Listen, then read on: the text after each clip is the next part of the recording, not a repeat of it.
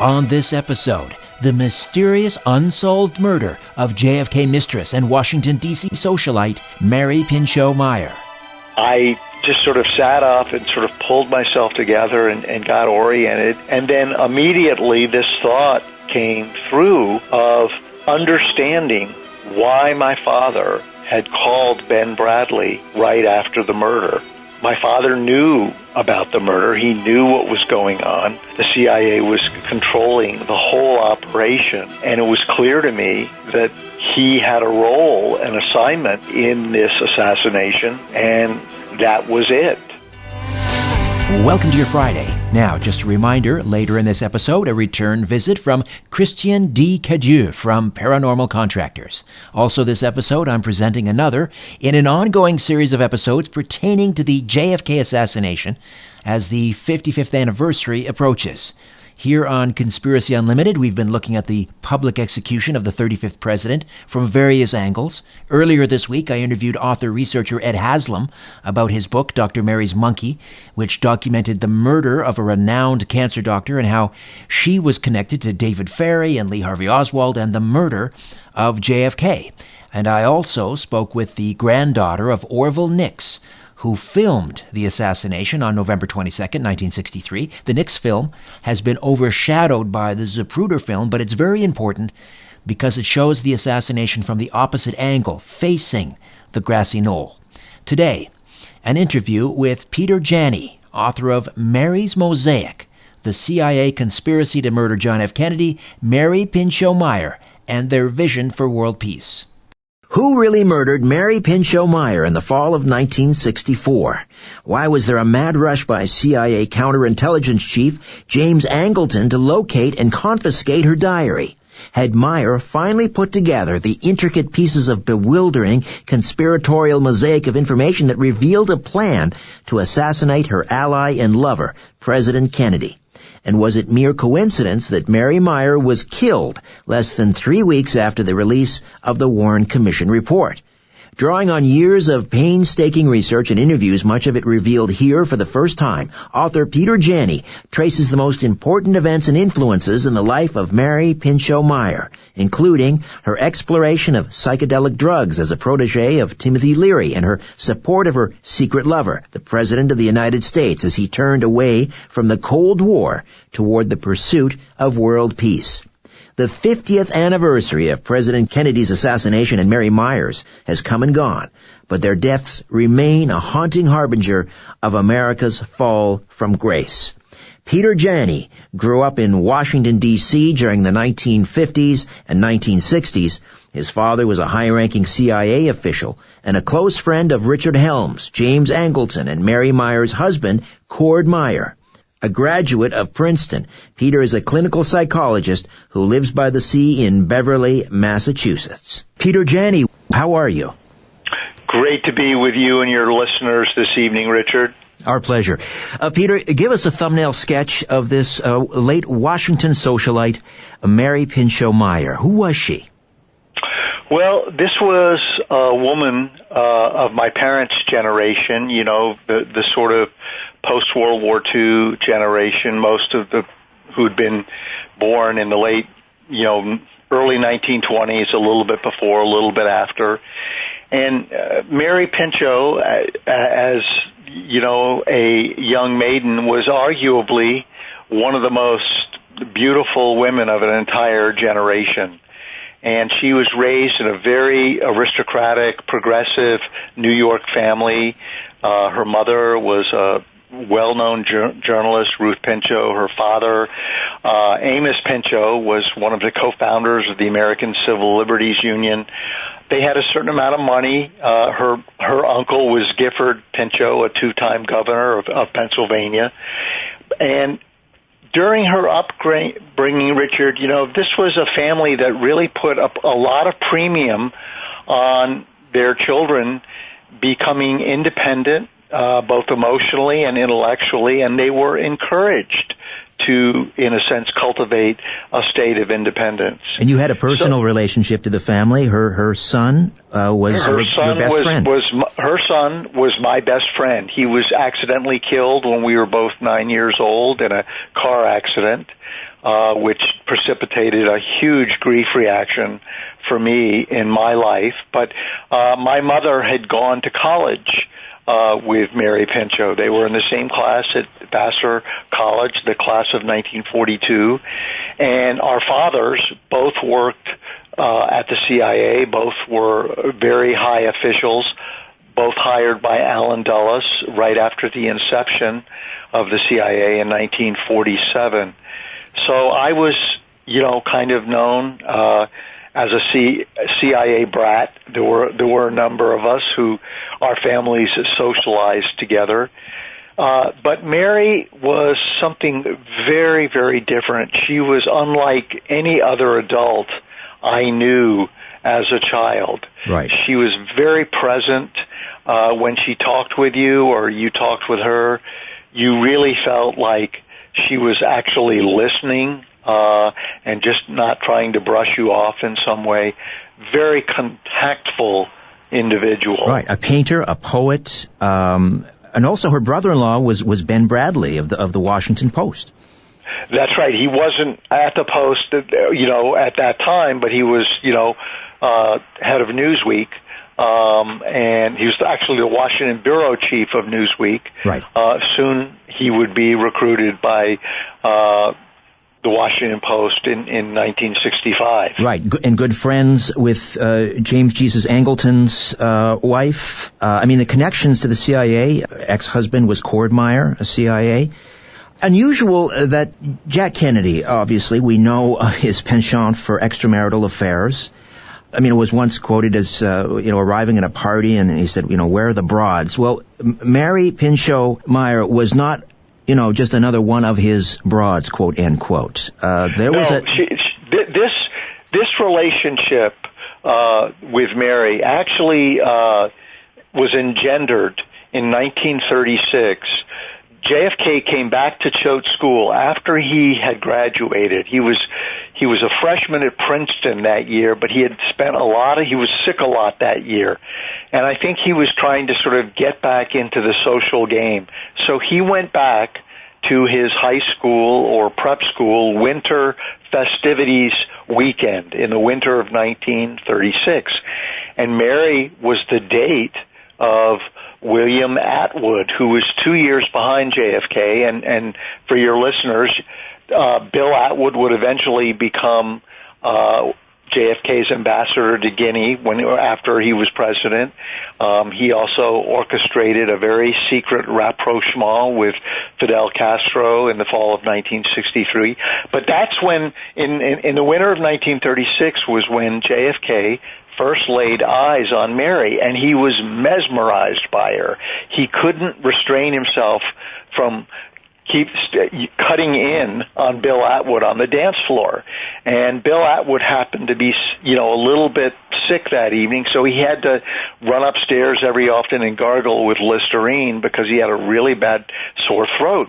And of course, whenever he went upstairs, JFK moved right in.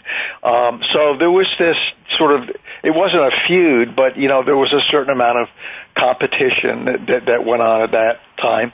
But nothing romantic came out of that 1936 encounter. Mary was a very mature young woman, and she saw JFK for what he was, a young playboy type, and it didn't interest her.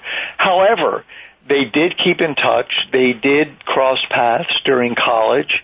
And it really wasn't until the late 1950s, after Mary had separated and divorced from Cord Meyer, that the two of them, started running into each other more frequently. And it was in the fall of 1960 that, while he was campaigning for the presidency, that their actual affair began. Let me just remind listeners, Peter Janney is with us, the author of Mary's Mosaic, the CIA conspiracy to murder John F. Kennedy, Mary Pinchot Meyer, and their vision for world peace. This is the third edition. And we should also point out, forward by Dick Russell, who did some, very early on in the game, was investigating the JFK assassination for the Village Voice. Not a lot of time here. We could take 3 hours, obviously, and discuss how their relationship unfolded and so forth. But let's move ahead to October 12th, 1964, about 3 weeks after the release of the Warren Report into the assassination of JFK. Mary's body is found in a park. She had been shot twice. And just sort of pick up the timeline from there, if you could, Peter. We're heading into a break in about 3 minutes, and we'll start it now. Well, your listeners should know that Mary had a routine. As a painter, she would go to her studio. It was in the back of the Bradley house in Georgetown. She would paint from about 8:30 to noon. And then she would customarily walk down into Georgetown and walk out what's known as the Chesapeake and Ohio towpath. And she would walk out the towpath about 1.5 miles to a place called Fletcher's Boathouse and then turn around and walk back. And this was her routine. And so part of my research, I learned that she was under surveillance after the Warren Commission came out. And, of course, on a certain day, the order came down to take her out. And we should probably wait now until after the break. We'll go in and tell your audience exactly why and how this came about. Right, and no assassination, and let's call this an assassination, is complete without a patsy. And, of course, they had one ready to go, and that was a poor African-American by the name of Crump. Ray Crump Jr. Ray correct. Crump Jr. And as is often the case with these, there's a pattern here. It's like when Prouty was in New Zealand and he gets the newspaper and was reading about Oswald's, being arrested before they'd even apprehended him in the theater. Same sort of thing with Crump. It was all, they had this guy pegged. They knew everything about him, and they were ready to basically close the case. Is that not true? Yes, the parallels in terms of the actual structure of how the JFK assassination was structured and how this assassination was structured are very similar. This is very personal, this account, because, Peter, you knew the Meyer family. Your best friend was Mary's son. He was killed tragically in 1956. As we will find out, it hits even closer to home. Your father was in the CIA, Wistar Janney, and we'll talk about how he fits into this story as well. So we were talking about the timeline of Mary's murder, and she's discovered in this park. It was actually her brother-in-law Ben Bradley that identified her body in the morgue. Correct? That's correct, but that only took place after Ben Bradley got a very cryptic call from none other than my father, working at the CIA that day. And he called Ben up approximately about an hour or so after the murder had taken place. Ray Crump had already been apprehended and was arrested. They were waiting to take him downtown to the Metropolitan Police Department. And so shortly after lunch, as Bradley tells it in his memoir, he got a call from his friend, Wistar Janney, and the call went pretty much like this. Wistar said to Ben, "Ben, are you listening to the radio?" And Ben said, "Wistar, why would I be listening to the radio? I'm at work." He said, "Well, there's been a shooting down on the canal, and by the description of it, it sounds like it could be Mary. Do you know where Mary is?" And of course, that sets off a chain reaction, in Bradley, who is very,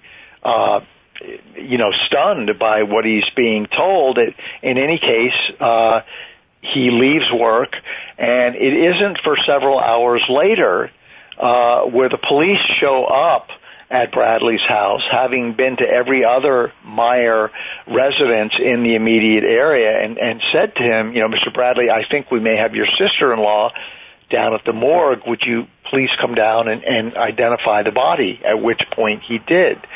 But the real clincher here, Richard, is why is my father calling up Ben Bradley to tell him about this?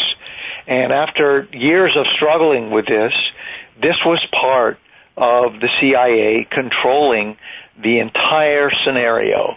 In other words, they waited until Crump was arrested. The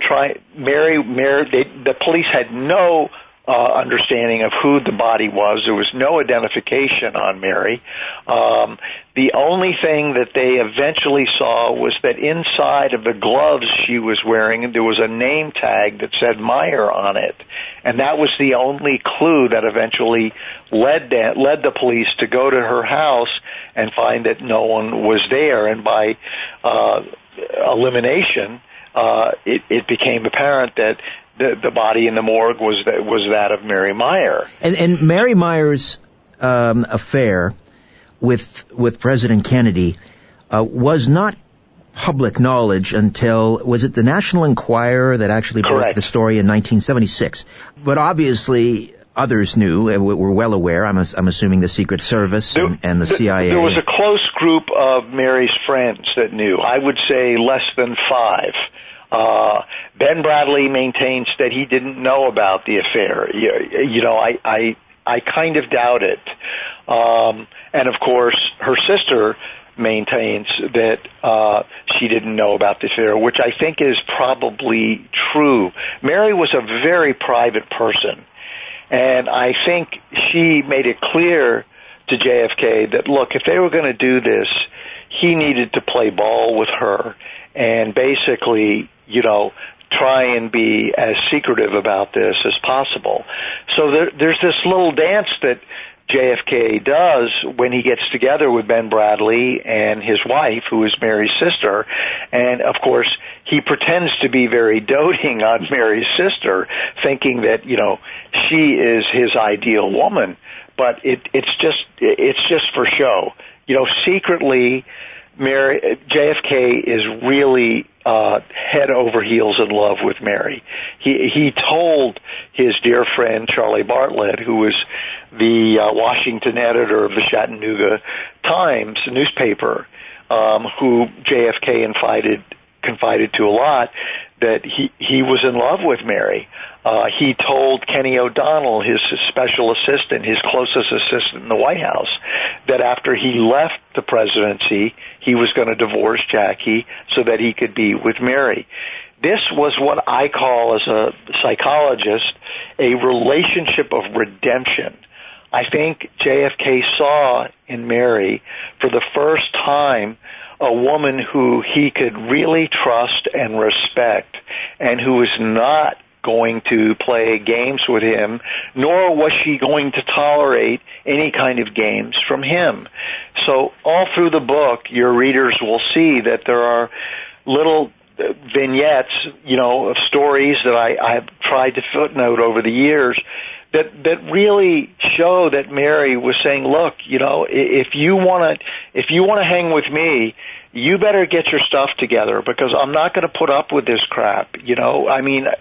I know what this running around womanizing of yours is all about. It's all he knew. It's all he knew. He grew up in a house where his father did the same thing. Not to excuse it, but that's the context. Yes, but what this is really psychologically a reflection of is a flight from real intimacy. And JFK had tremendous difficulty with women and being able to be emotionally honest and intimate with them. I think, he lost one of his best friends when his sister Kat died, and she was killed in an airplane crash, I think in the late 1940s. Kit, as she was called, and I think it devastated JFK that the closest relationship he had ever had with any kind of woman, his sister, was now lost. Just jumping ahead here quickly, and we need more time, obviously, but the connection with Timothy Leary and Mary Pinchot Meyer. The story goes that apocryphal or not, you tell me, she introduced LSD to the president? Well, she introduced the hallucinogen psilocybin, which is, like LSD. It's a little bit different, but, the same idea. Mary, as an artist, really was on the cutting edge, so to speak. I mean, she was very intrigued by hallucinogens. She had used them herself. She found them profoundly helpful when used responsibly. She was out on the West Coast hanging with a crowd out there that had to do a lot of Hollywood people were having LSD sessions with several psychiatrists out there who were doing this kind of thing. So this was really, kind of the avant-garde artistic trajectory that Mary was a part of. And so, when she realizes what the power of these substances are, she feels that they can be an immense tool for expanding the consciousness of political leaders to show them that, there is something more important than imperialism and war and conquering the world. And so she goes to Tim Leary actually in the fall of 1962 because she wants to learn how to guide someone through a hallucinogenic session. And so Tim Leary helps her out. He's very attracted to her. But she doesn't tell him any of the real details of what she's up to in Washington. She won't tell him that she's having an affair with the president.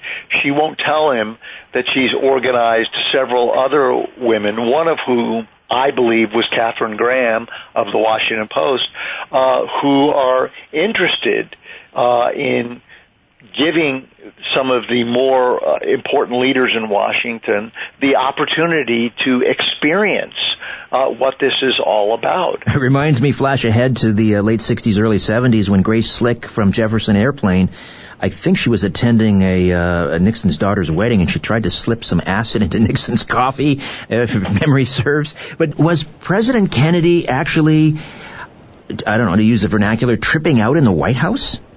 Well, as far as I can make out, and there's no unequivocal proof for this, but there are, as your potential readers will find out, and I don't want to, wreck it for them, there are several strands in my book that pretty much show that in May of 1963, Mary and JFK did a mild hallucinogenic experience together with psilocybin in Georgetown at the house of Joe Alsop, the journalist.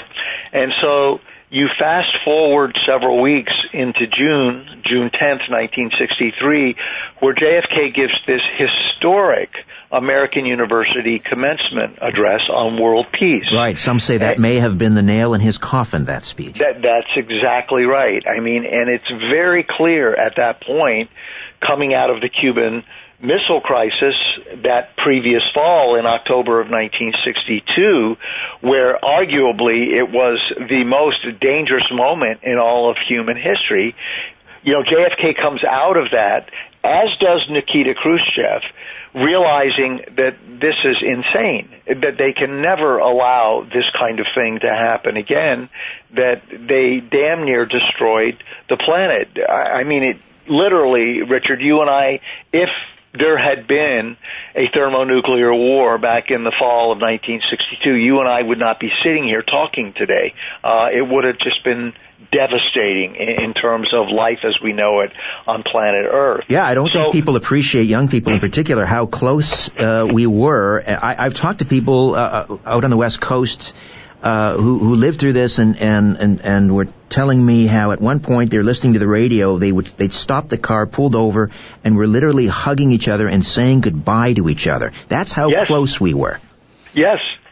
And even, we didn't even know until 29 years after the Cuban Missile Crisis. We learned for the first time that not only did the Russians have medium-range ballistic missiles in Cuba, these were the strategic weapons with nuclear warheads attached, but they also had 102 additional battlefield nuclear weapons in addition to these missiles, 80 of which were cruise missiles with Hiroshima-sized warheads on them. And the Russian commanders in Cuba were told that they had permission to use these tactical weapons if a U.S. invasion were to take place, and they couldn't contact Moscow. So this would have precipitated a thermonuclear war.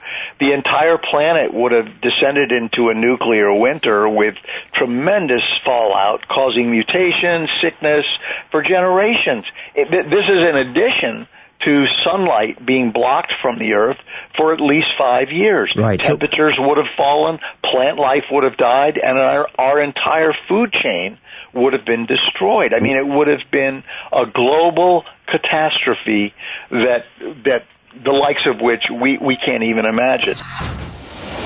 Peter Janney, the author of Mary's Mosaic, is here, and we're discussing the mysterious and unsolved murder of JFK's mistress, Washington, D.C. socialite Mary Pinchot Meyer.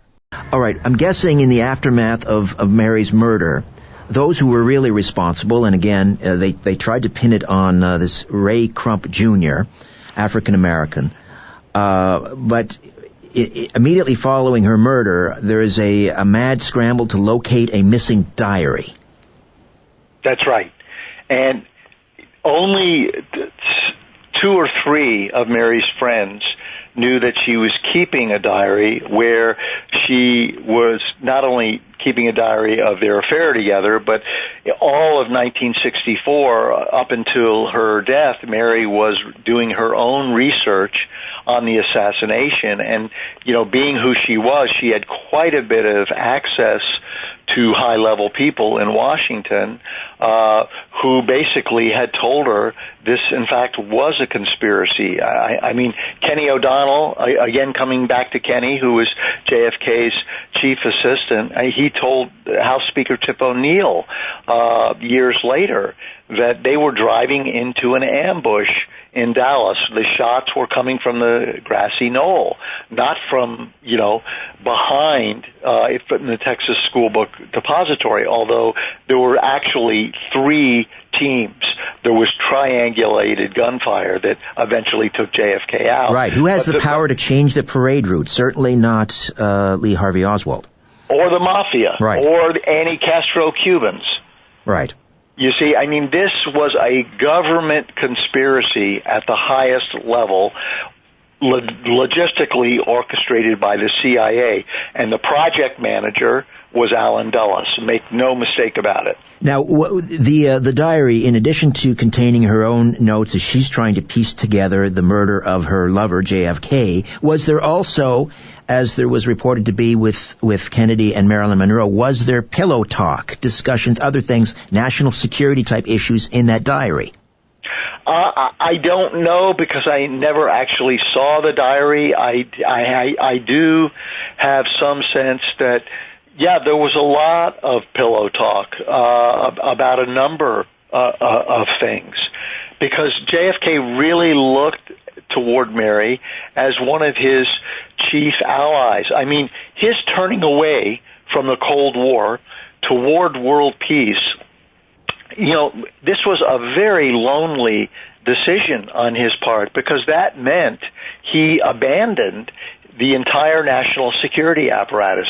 They couldn't control him anymore. He wasn't listening to what they were telling, and he rightly believed that what they were telling him was, again, always going to be some kind of setup, like the Bay of Pigs incident in April of 1961. So he lost trust in his national security apparatus. And the other interesting variable here, Richard, is that right after, at the end of the Cuban Missile Crisis and subsequently afterward, he was having a secret relationship with Khrushchev. They were writing these letters to each other back and forth, where they both came to an agreement that the Cold War was futile and that they needed to drop it and work toward world peace together. So in this American University speech, JFK announces for the first time to the public that he's going to create a limited nuclear arms treaty with Russia. And literally, that treaty is ratified in the space of 3 months. It's ratified by the U.S. Senate in the following September in '63. This kind of thing was unheard of.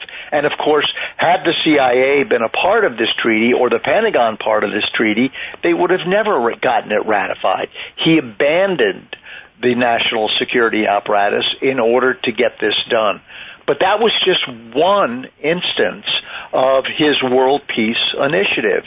Another one was that he was going behind the main lines of Channel to try and make peace, to create a new rapprochement with Fidel Castro. He did not want to keep having this militaristic, bellicose, threatening kind of war with Cuba, and with the CIA always trying to sabotage the country or kill Castro, one thing or another.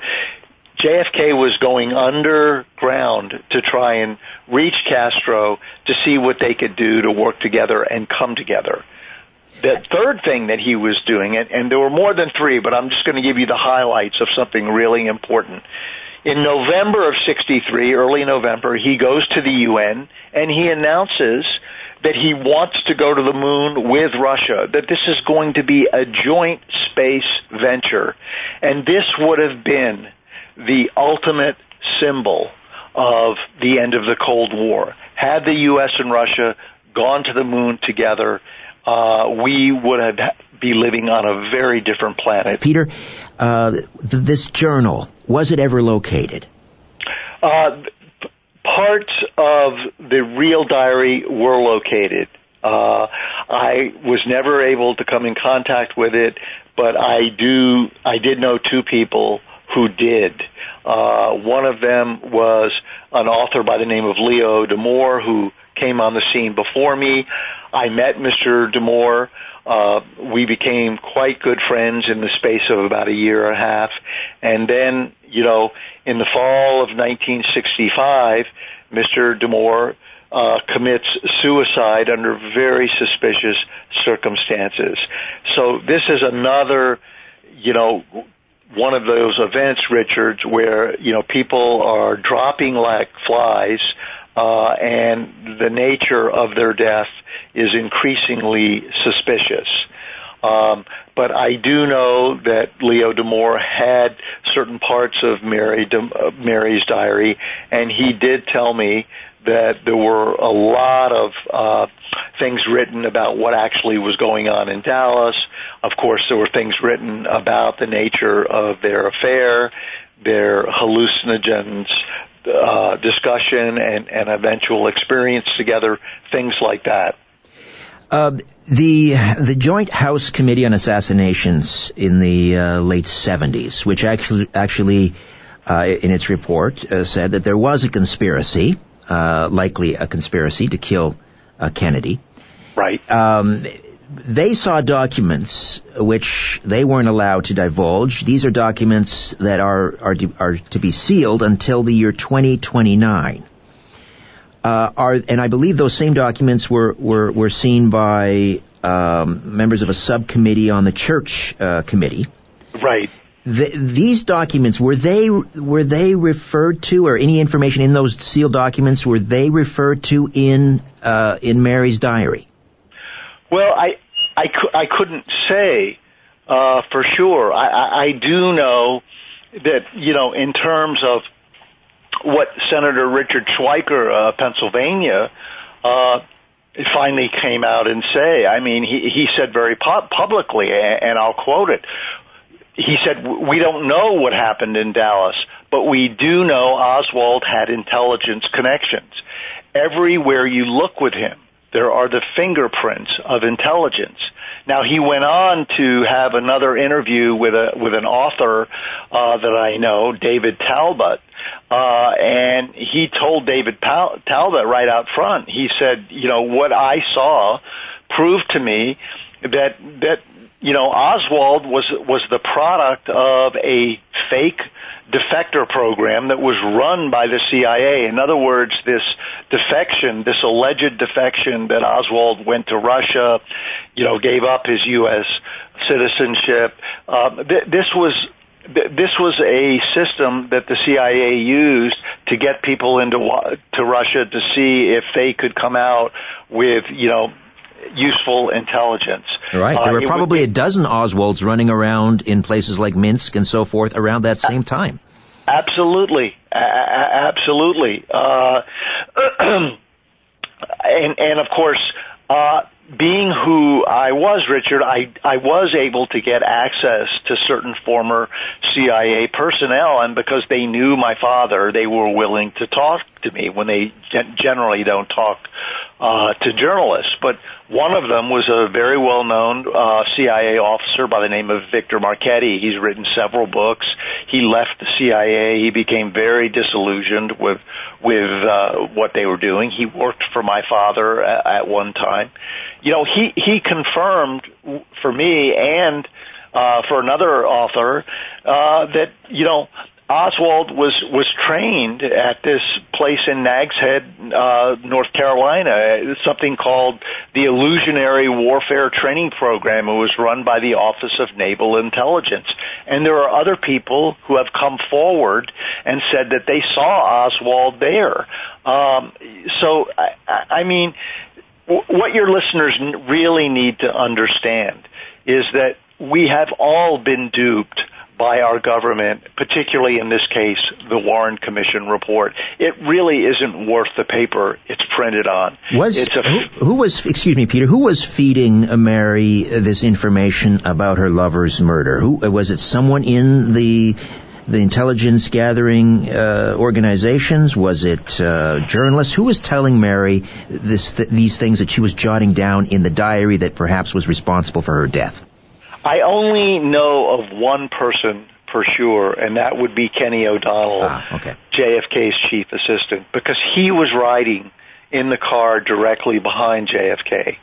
And both JFK and Dave Powers, who were in that car, both of whom were seasoned World War II combat veterans. And when they came in to Dealey Plaza and the gunfire started, these guys were smart enough to know where the gunfire was coming, and it was coming from in front and to the right. They could smell the gunpowder. They could see puffs of smoke. It was so clear that this fish story that the Warren Commission was trying to get people to believe, that all the shots came from this lone nut assassin who was up on the 6th floor of the Texas Book Depository. It was a complete fabrication. It was a complete cover-up. And that was precisely why Mary was assassinated. She read the Warren Commission report, the abridged paperback version, when it first came out in late September of '64, and it was at that point she realized, my God, this is an even bigger cover-up than the assassination itself. The only thing left for me to do is to go public with who I am and what my relationship to the president was, and to tell people what is really going on here. Her phones were being tapped. The CIA was very aware of what she was doing. She was put under surveillance.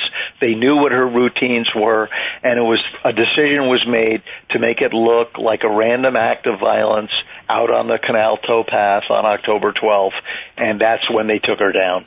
And without giving everything away, this particularly, obviously, unbelievably painful moment for you when you start to connect the dots, and some of them lead to your own father, Wistar Janney. That's correct. Part of the reckoning that I eventually had to do in doing this research, coming to the point where I could put the pieces together, was realizing, oh my God, not only was my own father part of the conspiracy to take this woman out, I learned through a particular CIA document, which is Appendix 5 in the new edition, that he was instrumental in trying to destroy the credibility of Jim Garrison's investigation of Clay Shaw. I mean, my father was clearly involved in the cover-up of trying to maintain the CIA's innocence in this event, when in fact they were the ones that were pulling all the strings together and creating the scenario for this to happen in Dallas. What was your relationship like with your father growing up? Well, as I went to college in the fall of 1966, with the escalation of the Vietnam War starting to take place, that's when my father and my relationship really started to be challenged. I was not happy at all with learning about what the CIA was doing in the world, and specifically what my father was doing in the world as part of it. I didn't really know that much about what he really did. I didn't find out most of what I know until after he died. He died very early in 1979. He wasn't even 60 years old yet. And so it wasn't until, approximately 2006, 2007, when I was deep into the research of putting this book together, that I was able to put two and two together and see who he really was and what he had really done. And I can't imagine how painful that must have been for you, but are you able to take me back to, was there a particular document, a particular piece of evidence that pointed towards your own father? Well, there's a little vignette in the book where I talk about being awakened one February morning in 2007. It was very dark in my room. I woke up. I was disoriented. I thought someone might be in my apartment. My memory was that I'd been talking to someone, but I didn't know who I was talking to. But there was a presence, in my immediate environment, and I just sort of sat up and sort of pulled myself together and got oriented, and then immediately this thought came through of understanding why my father had called Ben Bradley right after the murder. My father knew about the murder. He knew what was going on. The CIA was, controlling the whole operation. And it was clear to me that he had a role, an assignment in this assassination, and that was it. In terms of the document that I came across that document soon after. It is I really don't know why the CIA let it out. It was, it went through the CIA historical review process, but it's so incriminating. I mean, the document itself is what any lawyer would call prima facie evidence of the CIA's involvement in the Kennedy assassination, and your readers will be able to see it in the back of my book. It's appendix number 5, and I discuss it at the end of the new chapter, the very last chapter, and it's quite upsetting, and I don't think there have been any assassination researchers who have really understood the significance of it. It's very damning. It's very incriminating. And, this is an upper-level, high-echelon, secret CIA meeting going on with the highest level of leadership in the agency at that time. And they are very, very worried about what Jim Garrison's investigation is uncovering. And that's why they're having a series of these meetings about what Jim Garrison is doing. And of course, the immediate question, Richard, is, well, if you guys are so convinced that Lee Harvey Oswald was the lone nut assassin, why are you so upset about this? And of course, it's all right there on the page. The CIA, were they just a collection of soulless mercenaries, or deep down did they truly believe that Kennedy was a national security risk, had to be removed by whatever means, and unfortunately Mary Pinchot Meyer was just one of those loose ends that had to be cleaned up as well? Well, I think what your listeners need to understand is that any president who comes into office and decides that they want to have their own administration and be independent and take our country where they believe it should go, they're going to be shit out of luck. If you're not going to play the game in terms of, look, you're a figurehead for 4 years. We're going to tell you what to do. We're going to tell you what you can do, what you can't do. If you're not willing to play by the rules, they're going to eliminate you. And that's precisely why they created a public execution, for lack of a better word. Right. To let everybody know. Let there be no mistake. Peter, we are out of time. Thank you so much for spending some time with us. I enjoyed our conversation immensely. It's great to be with you, Richard. Thank you so much for having me. Mary's Mosaic, the CIA conspiracy to murder John F. Kennedy, Mary Pinchot Meyer, and their vision for world peace. Okay, before I dim the lights in my little studio beneath the stairs, I'm going to tell you what's coming up next on Conspiracy Unlimited. If you're a fan of Conspiracy Unlimited and my weekly syndicated radio program, The Conspiracy Show, I hope you'll consider becoming an official supporter. All you need to do is go to patreon.com/The Conspiracy Show. Patreon.com/The Conspiracy Show, and find out how to donate and help me and my team continue producing all of this great content. There are 3 support tiers to choose from: the Truth Seeker at $10 a month, the Whistleblower at $20 a month, and the Star Chamber at $50 a month.